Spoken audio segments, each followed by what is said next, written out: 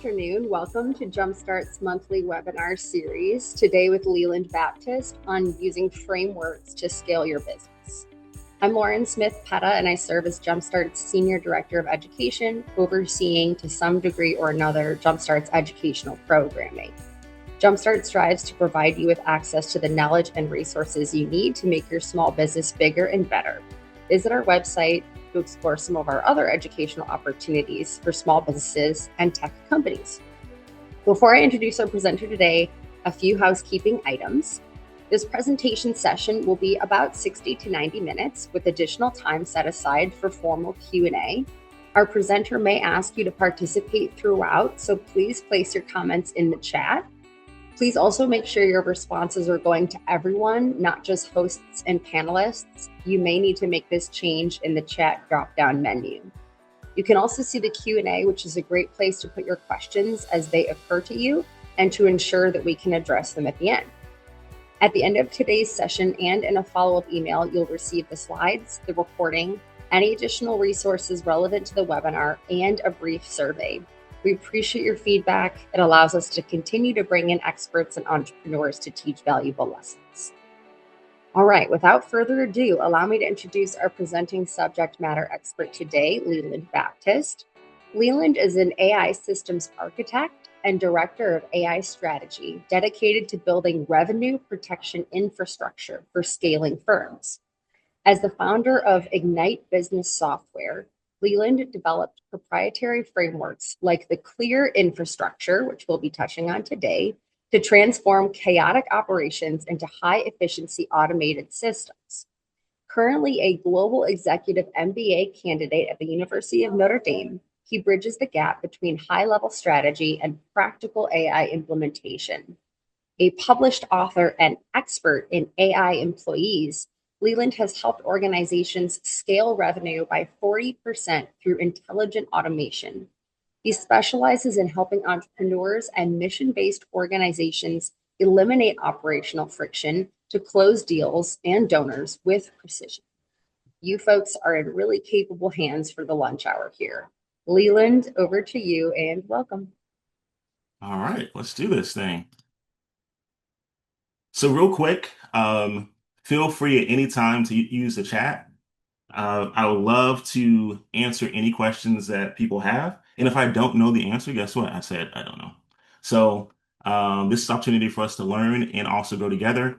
My hope, my desire for you investing your time here today is so that we all can become better and that you can actually walk away with something that you can use within your business. All right.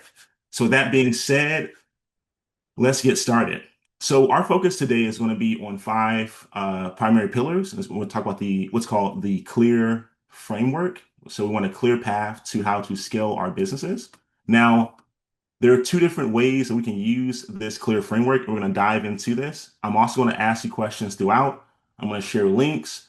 You're going to do a self-audit as well, because like I said earlier, I want you to actually walk away with something beneficial. Okay, let's do it. So real quick, let me get through this real quick. I hate doing this, but I have to. Key highlights: systems architect, information strategist. I'm also a lecturer for the UNCG Bryan School of Business, Ignite Business Software, innovation company AI. There's press you can look on. You go to lelandbaptist.com/press. And I work for companies like Verizon, International Paper, LISC, etc. There's additional press online. Now, all this matters only because of this. What I'm going to teach you today and what we're going to discuss and actually implement, all that matters is that I want you to understand that I am what's called a scholar practitioner, okay? A scholar practitioner.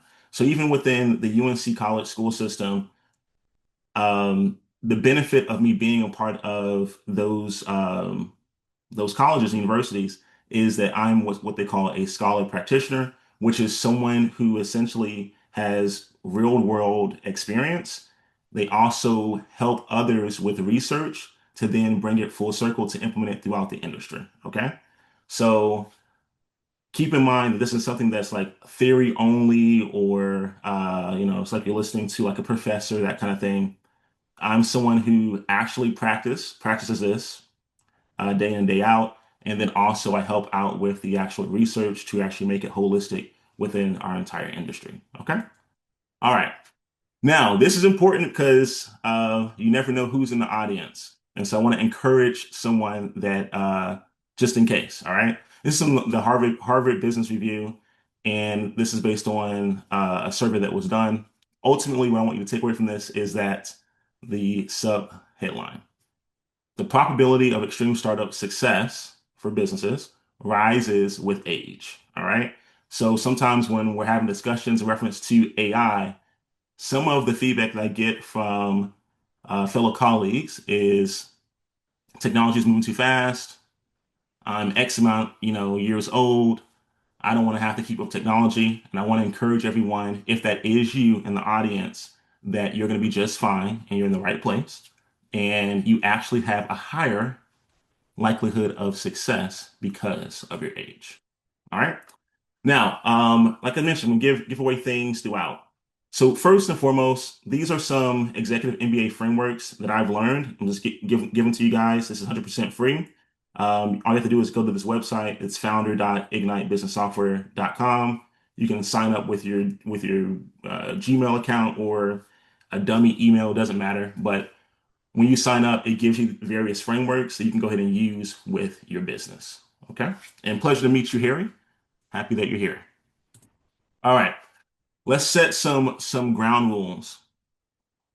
There's a few things that we have to understand before we dive into the framework so that we can have the right context. All right. And so there's going to be a few definitions. So then the first one here is what's called manual tax. Manual tax. And it just means the financial costs that a organization might have when they rely or depend on what's considered human glue. And we're going to define what human glue is, especially when it comes to automation and systems. All right. Second one here, operation inefficiency. We all have dealt with this. We've all dealt with this. I even deal with this sometimes when I'm uh, basically switching in between computers or screens or switching in between tabs on a browser. And so operational inefficiency is the hidden cost when a individual person, right, is the primary bridge. And then they have what's called fragmented systems. And so the examples here are given: email, Slack channels, it could be Zoom, spreadsheets, etc. Okay. Human glue. Human glue is the friction. It is the friction when data basically lives with an individual. And we've all seen this. Um, Nonprofits, especially when there are a few people who essentially found the nonprofit, or they're the founders basically of the nonprofit. It's a different word for it, but charter members, etc. And they tend to be the knowledge base for everything in reference to that nonprofit, and that becomes inefficient. And what that's considered is the human glue, and that ends up becoming a gap, creating a gap of basically something we call inefficiency. Okay. And then last but not least, we have something called measuring or measurable waste. This is essentially the amount of errors and slow time of losing opportunities. Okay. So measurable waste. Now, now that we have all this together, we want to understand that as founders, we do not want to be, uh, we don't want to be tricked or bamboozled that business means busyness. Okay. Business does not necessarily mean busyness. In other words, there are ways that we can operate with efficiency within our organizations. There are ways that we can be leaders, we can delegate, we can scale, but we don't have to be the sun in the solar system. All right. So here's a good case study as well. I call it the Tesla debacle. And I'm going to play this real quick. If in the chat, if anyone is not able to hear this, please let me know. But hopefully you guys will be able to hear this. Give me 1 second. Elon and I are having these discussions. We're getting to know each other. What is your biggest challenge right now? And he said, oh, biggest challenge is top line. Like we've promised this street, we're going to sell 12,000 cars this quarter. And it's a month and a half in, we've sold 3. As I was traveling to Tesla stores, and I test drove cars. So I go to 8 stores, I test drive, use different email addresses so they don't know who I am.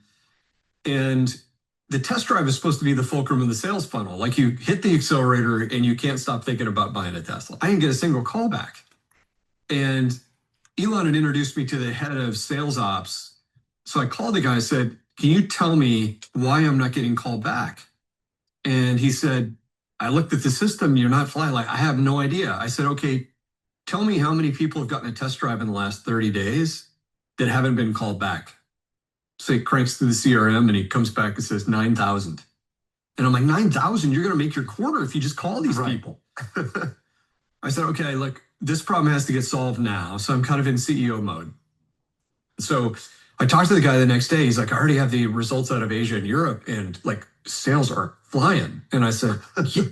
I said, "No surprise. Like, all you have to do is call people back. Like, if you want to close the sale." Right. All right. So real quick, put it in the chat. What was the human glue here? Right? What was the inefficiency? What was the gap that a company that quote unquote is even as innovative, right? Many people say that Tesla is a very innovative company. Even with a company that's as innovative as Tesla, what is or what was the human glue there? What was the gap of inefficiency? Callbacks. Awesome, Sarah. Fantastic. Anyone else? And what's a fancy word that people might use for callbacks? That someone can maybe put into the chat.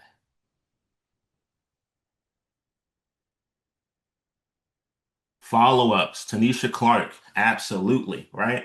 So there was a lack of follow-up.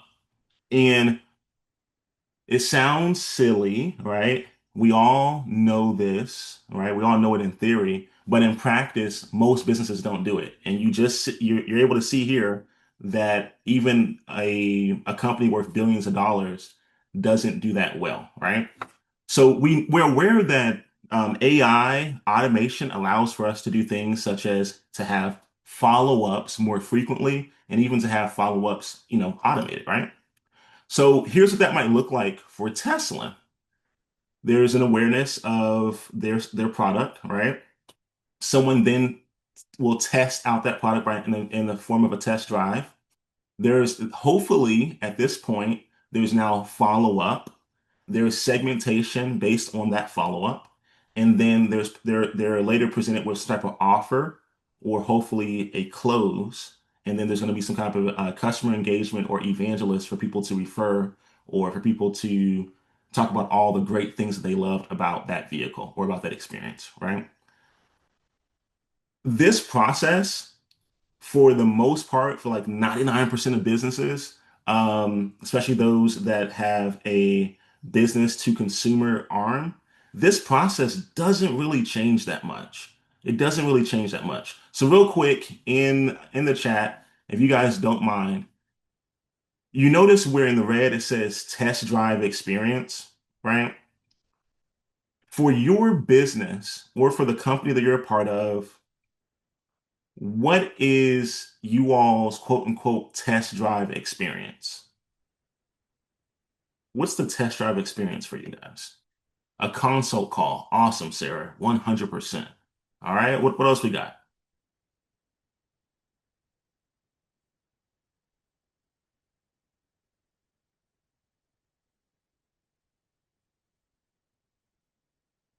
First day trial. 100%, Teresa. Evaluation day. 100%. Now, here's the thing we all want to be aware of. Just because they have that consult, they have that trial, they have that first day, that evaluation day, etc. Should we expect for those individuals to immediately become hot leads or immediately become a closed deal?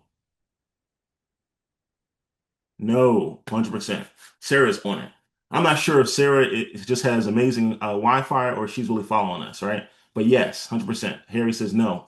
So that means that our warm and our cold automatically should be going to somewhere in a repository, okay? All right, so let's talk about the clear. So we set the stage there. Hopefully this makes sense. There are two different forms of clear. The very first form of clear is this one here, which we just covered, and I am going to ask everyone in the everyone here to define what looks clear in their business for them. Okay, so clear stands for capture, leverage, engage, align, and recover. Okay. Now, I'm pretty sure we understand that our retargeting, our follow-ups, etc., that should be our recover. Okay.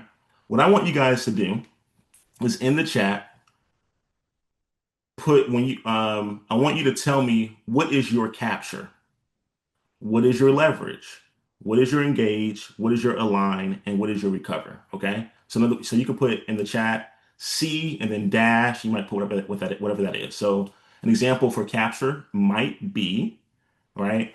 Capture might be um, we have a lead magnet, right? That then leads to a free consultation. That might be your capture. So go ahead and put in the chat your C, your L, your E, your A, and your R. Awesome. Sarah says her C is referral sources. Cool. All right.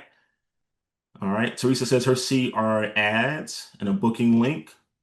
Kelly had her C is a trade show. Great. Conferences for Sandra or Sonia. And let me know if I said that wrong, Miss Smith. I can get better. All right. So what about our L? So now that we have an idea of how we capture, how are we actually leveraging this? How are we leveraging this? So an example of leverage would be when someone comes to the trade show, for Kelly's example, right? Someone comes to the trade show, Kelly is collecting data points.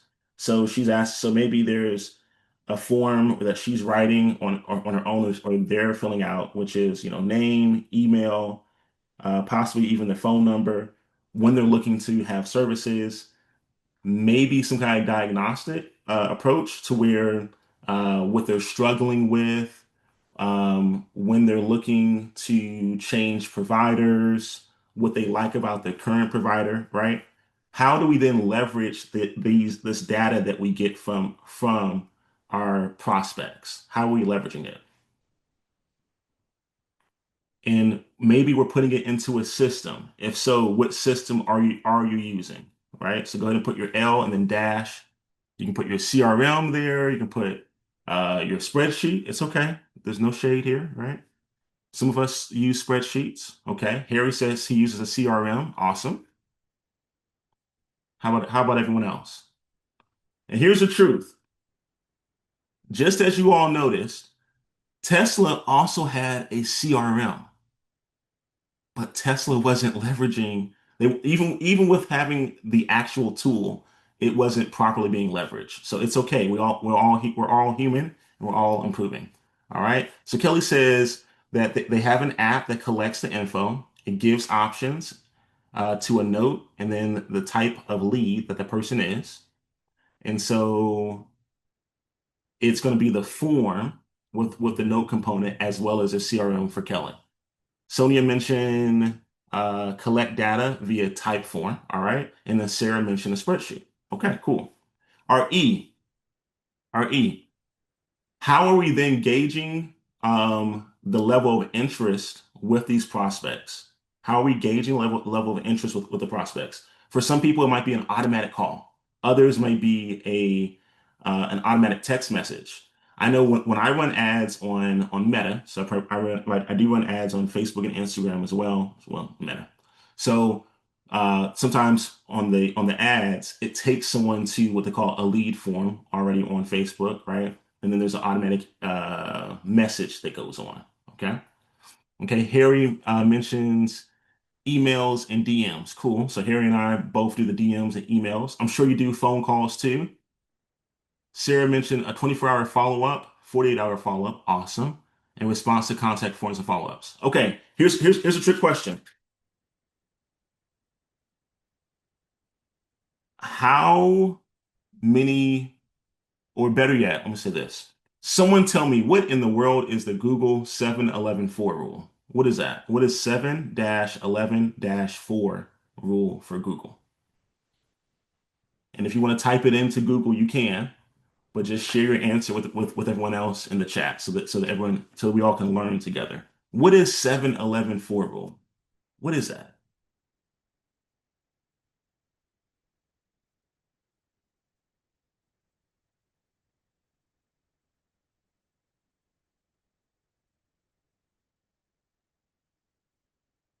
What is the 7-11-4 rule?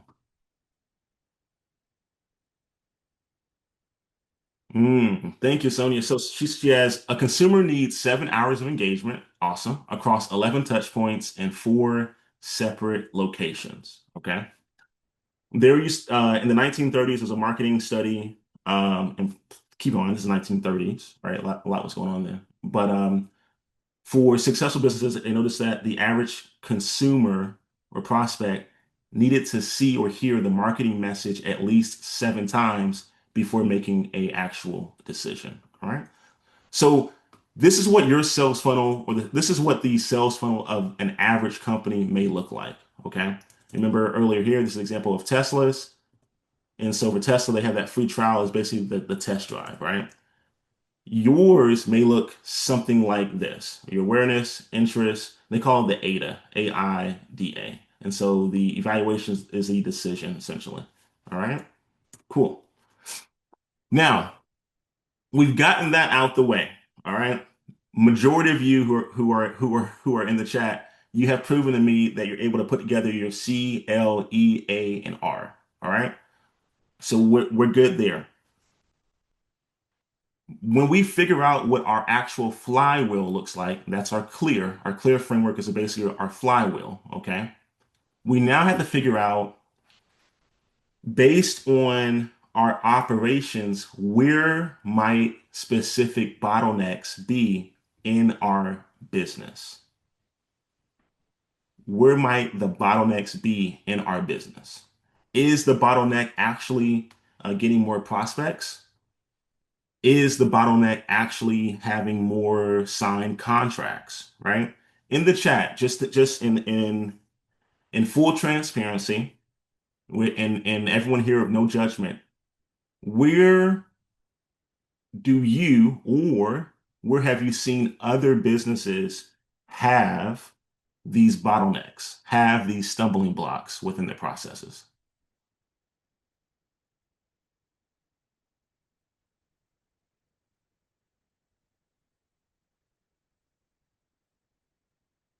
So in the current state, for examples, we have isolated CRM, and that's another way of saying that your CRM is not fully connected or integrated with other channels, right? We got spreadsheets. It's okay. Some of us use spreadsheets, right? But sometimes our spreadsheets can't automatically update or connect to other things, all right? So we have, Sonia mentioned the lack of streamlining systems, okay? Sarah mentioned response time, can't convert 100%. There was oh my gosh. And I'm happy you mentioned that. And maybe I can share it with you guys in the resources later. There's data that shows that they call it speed to lead now, right? Because with AI, it's one of the things you can kind of package as a product and call it speed to lead. And essentially what it means is when an ad comes through, whatever, let's call it a stimulus. Could be an ad, it could be someone knocking on the door, whatever. But the business sends a stimulus out to the market and people raise their hand, right? You have to be able to respond within about 5 or 6 seconds. If you don't respond within 5 or 6 seconds, that prospect will actually go to the next option. Okay. And here's a good example is this. We all have gone, or I'm believing we all at some point have gone to Google to look for something, right? So if you go on Google and you're looking for a roofer, okay, and it pulls up all these Google business profiles of roofers, and you see these 5-star ratings, the 5-star ratings at that point is for you to narrow down who you want to call, right? If you have an emergency, if you're not using an insurance company, if you're paying for it out of your pocket, right, you're going to make that phone call. So you call the first roofing company that has 5 stars. The issue is no one responds. You leave a voicemail, right? You call the second one, but this roofing company has 3.5 stars. You call them and someone answers immediately. Not only does that person answer, they schedule a time to come by and look at your home or look at your roof the same day, right? Who are you more likely to do business with?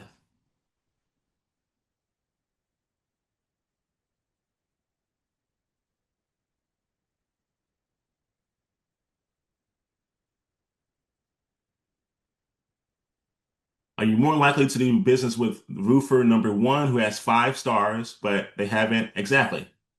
Tanisha, 100%. The same day contractor, the business that responds on time, or sometimes the fastest. So there are times to where you don't necessarily, we're at a point in time where consumers are not necessarily looking for the best top tier option. They're looking for the most responsive option available. Obviously, with still good quality, right? And trusting, but they want the most responsive. All right. Okay. And Kelly, absolutely. Kelly has here manual data entry and lack of follow-up methods in place. All right. Okay. So we have this first clear part done, and so now we're gonna move on to clear number two. When we have now identified where our bottleneck is in our business, we want to we want to ask ourselves the question of, is there clarity? Is there something that is visible, that can be documented, and that can be shared with other people or with someone else, right? And that includes your virtual assistant. I don't care. It doesn't matter if you have a virtual assistant. It doesn't matter if you have an assistant who's in the office with you. Doesn't matter if your husband works with you, as your second in command. Is there clarity and is there well documentation? A lot of times we think of this as like the SOP, right? But let's be honest, and I've done this for big and small companies, especially with smaller companies. When I deliver them an SOP, or I go over an SOP with them, and I follow back later on, most of the team hasn't looked at the SOP, right? I'm not sure if you guys have encountered that, but most don't look at the SOP, right? Our leverage. How can we encourage our team? And then also, what technology can we use to help them on maybe some of their shortcomings? Our efficiency, most important piece. Where can we look at the time that it's taken to do something, whatever that process is in your business, and how can we eliminate and maximize? In other words, how can we make that time shorter? And then eventually, are we able to figure out a way to automate this? Can we automate this? And normally CRMs help a lot with that. Okay. All right. So you guys are going to do a self audit real quick. I'm going to put this into the chat so hopefully you'll be able to click it as a link. See audit. And what this is going to take you to real quick, it's going to take you to 10 questions. All right. 10 questions is still going to be on the framework of clear, but it's to give you an actual idea of what you should focus on and or what you should change. Okay. Make sure that A is lowercase real quick. All right. So we're going to allow you guys maybe about 2 or 3 minutes to just take that survey. It's going to give you a scorecard that's going to be unique to you. All right. So when Harry's recommendation will not be the same as Kelly's recommendation. All right.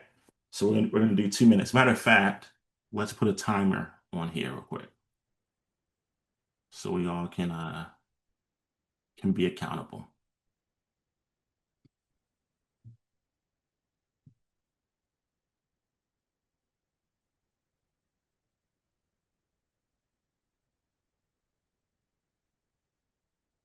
All right.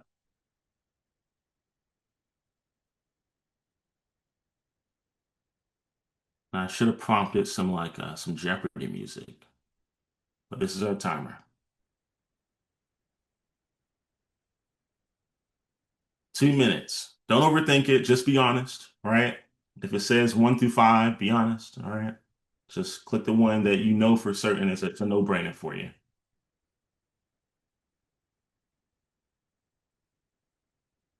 This is definitely our equivalent to going to the doctor, right? Weighing on the scale. Leland, the link only went to hosts and panelists, so I'm putting it in the chat for everyone. And so you Oh, might want to restart the we start. timer. Okay. I'm so sorry. I apologize, guys. Oh my goodness. Okay. All right. 5, 4, 3, 2, 1.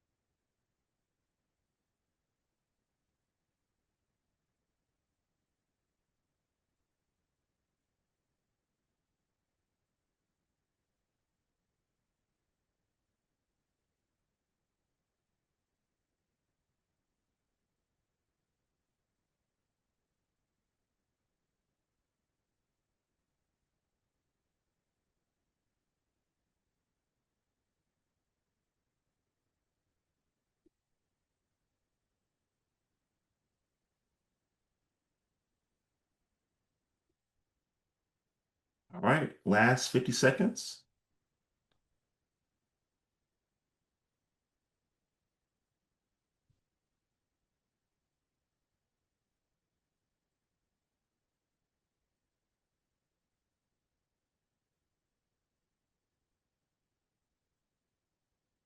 Last 30 seconds.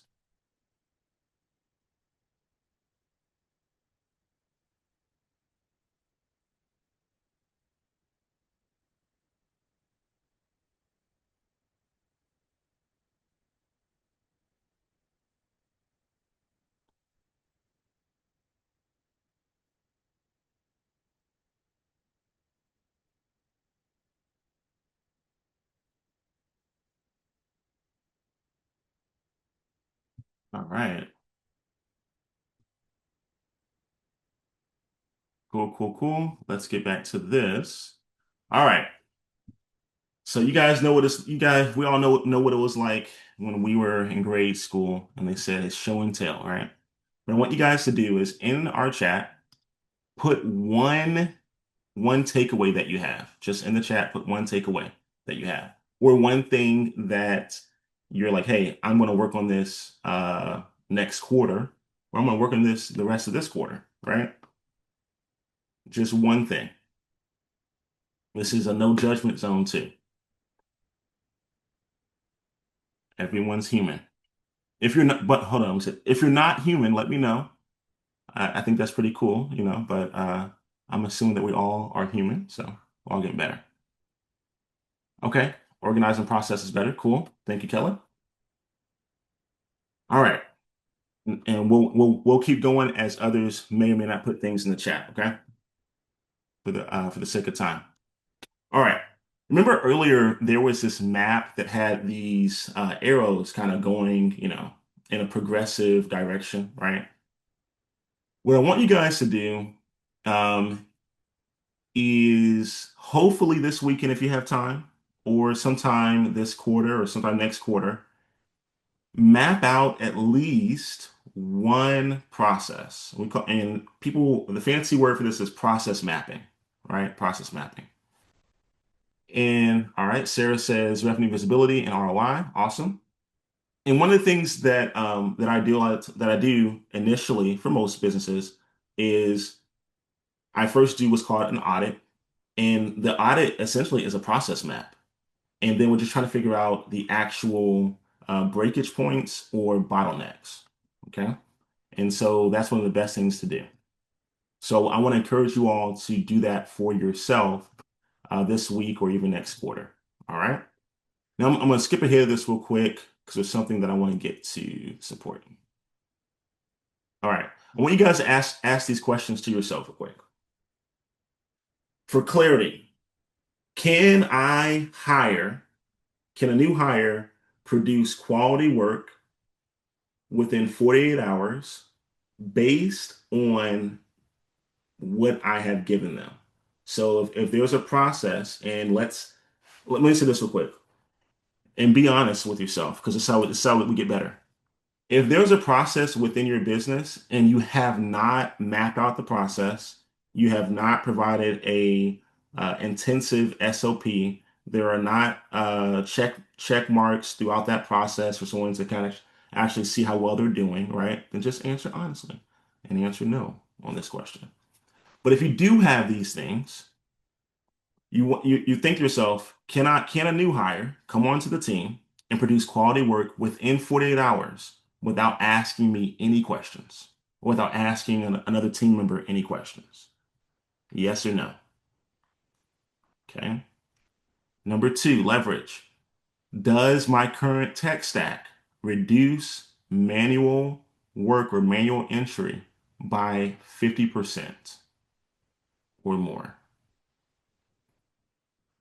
Are there certain things that I'm doing or that the team is doing that are like, man, I feel like there is a more streamlined process for this. I feel like there's technology now to where we can actually take care of this. Okay. It's a yes or no. Efficiency. Am I spending or is my team spending more than 20% of our time on what's considered to be level one task? Studies show that most business owners that have a team of 5 or fewer people tend to spend a lot of time on what's called level one tasks. And level one tasks are things in which it's defined in a respectful manner. It's defined as something that um, an additional assistant could possibly do, right? Is some of my time going back and forth with scheduling appointment times with prospects, right? And I understand because sometimes I do that as well because let's say I'm talking to someone on LinkedIn and I've noticed from the data, it shows that if I just send someone my calendar link versus me suggesting a time, that when I send someone just my calendar link, people will not be as quick to actually reserve time. But if I say, hey, Miss Molly, um, how about 2 p.m. on Tuesday, or 10 a.m. on Thursday, there's a quicker response, right? But you have to be honest with yourself. Okay. Question number four. Does your sales lead flow require manual data movement? So if let's say I'm running ads on Facebook or on Meta, it drops into what's called the lead center on Meta. Am I having to download those leads and then add them into my CRM? Or do I have a process in place to where my leads, boom, automatically comes from Google or Facebook or whatever else, and boom, it automatically pops into my CRM, right? So yes or no question. Is my profit margin increasing as revenue scales? Because the idea here is if there's manual tasks, that means it takes more time. If I'm paying someone, if I'm paying anyone on the team an hourly wage for something, or even myself, can I still generate the same amount of income with less of a hourly input? Right? That's the question there. All right. So we've got question one, clarity, question two, leverage, question three, efficiency, question four, automation, question five, results. All right. One through five. One through five. Yes or no's. Yes or no's. So in the chat, if you're someone that has primarily a yes, go ahead and say me. Or go ahead and type the word me. Type the word me. If you're someone that primarily has yeses, So if you have three or more yeses, type the word me. All right. Way to go, Cynthia. Very cool.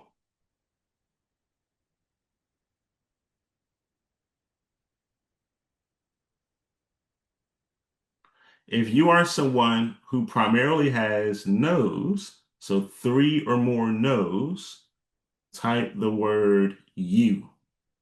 You, Y-O-U. You. Type the word you.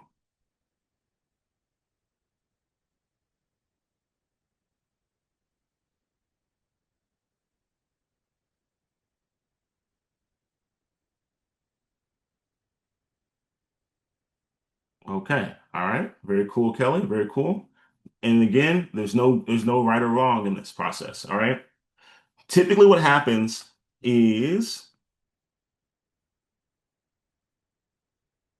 okay, Sarah said some of it is hard to say in the moment. I got you. It's hard, right? It's like it's all I view this as, I view this as me going to the personal trainer, and I hate when the personal trainer says, "Did you weigh yourself, or did you weigh yourself this week? Did you weigh yourself before you came?" Like, no. Why would I want to see that? All right. So similar process. Okay. Now let's say that you have identified where the issues are and you want to go ahead and fix the process. No matter what process we fix, but especially when we add technology or automation to it, there's always going to be some tweaking going on with it. Okay. There's always going to be some tweaking. There's always going to be some API key that has to be updated. There's always going to be something that has to be tweaked. All right. So, um, yes, can we fix something and kind of set it off to the side and never deal with it again? Maybe for the first couple of days, maybe the first couple of weeks, maybe the first couple of months, yes. But eventually, you are going to have to, make sure that it's running well. You have a car that runs, great. That car had to be manufactured one time, but you are going to have to periodically do maintenance, and you may have to actually change the oil or hire someone to change the oil. Our business systems are no different. Okay, so what that might look like is, in the first 30 days, that's you getting that clarity from the audit. The next 30 days, that's you looking for those key areas of efficiency. 61 through 80 days, or yeah, 61 to 80 days, that's you actually plugging in the automations, right? Stopping the leakage. And then you're going to spend the remaining days actually refining, measuring, tweaking, testing back and forth. Okay. All right. So we're almost done. We're going to open it up for questions in a few, but I want you guys to walk away with this. Systemizing your business isn't about removing the human element. It's about removing the human errors. It's about removing the human errors. Okay. All right. With that being said, we'd love to open it up for questions. And then also have a website here and also business phone number if you all would like to text or call. Okay. What questions might you all have? Thank you so much, Leland. Um, Folks, you are welcome to raise your hand if you would like to voice your question. You're also welcome to put it in the chat. I'm looking at both. We've got plenty of time for questions. I hope we made good time. We made awfully good time. We're going to have everybody back on the road and back to work after an hour.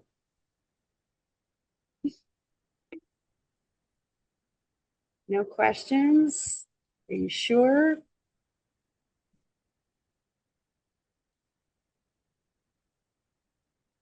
Doesn't look like there are any questions, which usually means you covered everything they possibly could have wondered about this subject matter, which is impressive. One, Awesome. Well, one cool thank you. one cool thing we'll Please. say, you guys have the scorecards, okay? So take what you have for your scorecard and actually look at your business and decide to map out what's going on. It's okay if you don't figure everything out in one day, etc. Give yourself that grace and know that you are going to have to tweak and test to make sure as you're plugging in those automations where they go. Okay. We actually did get a question.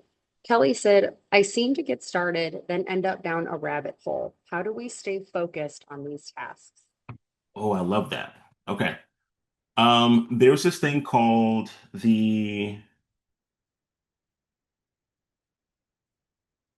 I think it's called Parkinson law. Parkinson law. And it's the law of time. And I'll read this out, but I'll just tell you what it basically means. It basically means that whenever we're doing something, a new task, old task, whatever, before you actually start the task, decide what the task is going to be. And what you're going to have to do is, it sounds silly, but it works. It works. It helps our psychology as creative beings, right? You actually have to sit down or you start doing it, and before you do it, start a timer, but a countdown timer. So, for example, um, let's say they're like, "Hey, listen, I'm gonna do this audit." Now, here's the thing: do not commit that you're going to audit your entire business, right, in a day. You may be able to, but let's say your entire business in 30 minutes. Don't do that. But you may say, I'm going to try to do at least, right? The goal is at least an audit for the customer journey within the next hour, right? And so what we would do is we go to the I do Google timers, as you guys see. And then we're just going to type in that 30.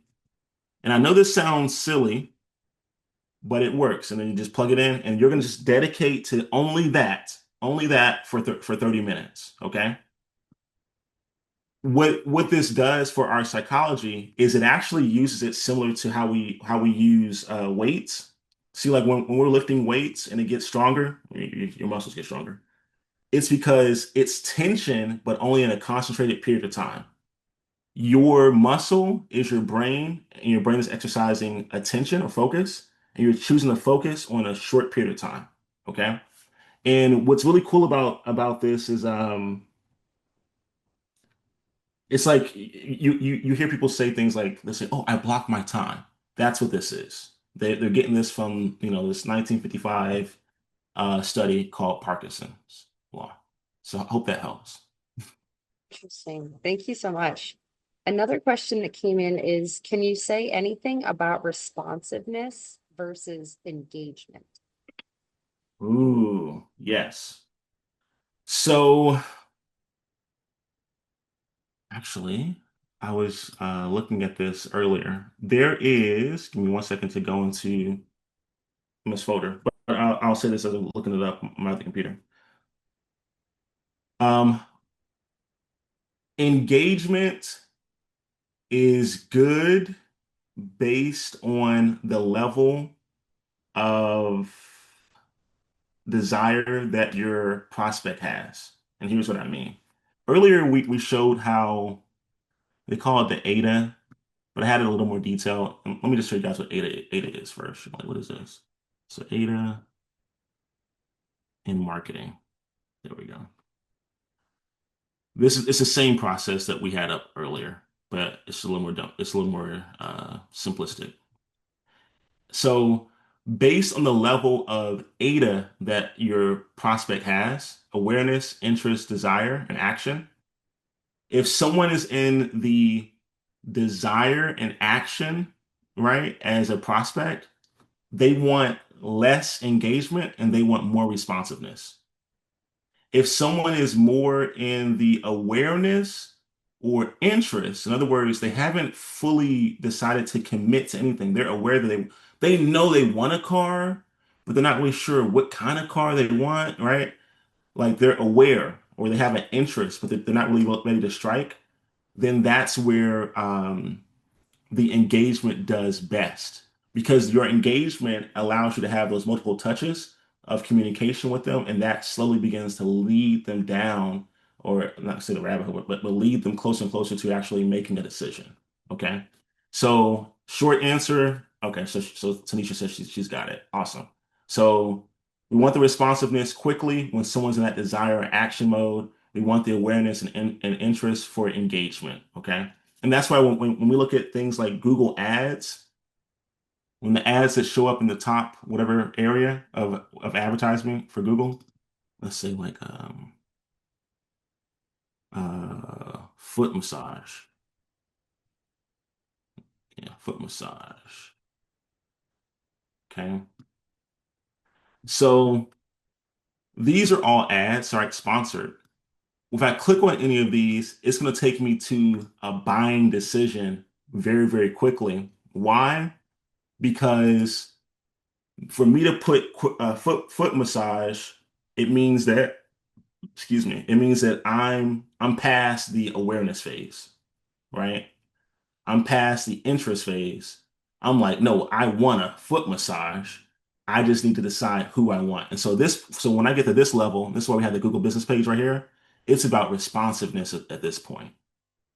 But if I say something like my feet hurt, right? My feet hurt, all right, or whatever else. Yeah. I'm not gonna say my feet are killing me, but you see how it's still doing a diagnosis first, still doing diagnosis.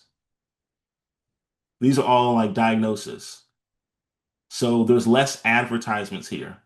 I hope that makes sense. So this is to build on the awareness or the interest. Okay. So the engagement is better there. All right. That's great. Thank you. I love a good framework, and you have them in spades, it seems like. I love frameworks too. I love them. Okay. Any other questions that anyone may have? I'm happy to answer. Welcome to raise your hands if you'd like to verbalize, or you can put your question in the chat, and we'll give it another minute.